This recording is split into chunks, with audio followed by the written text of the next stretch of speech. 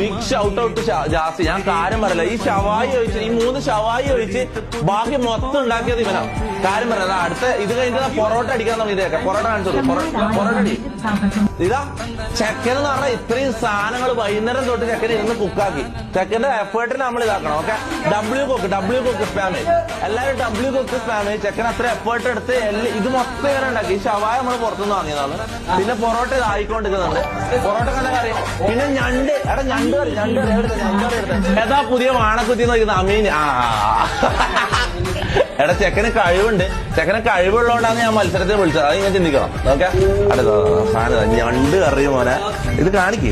ചൂടാക്കി.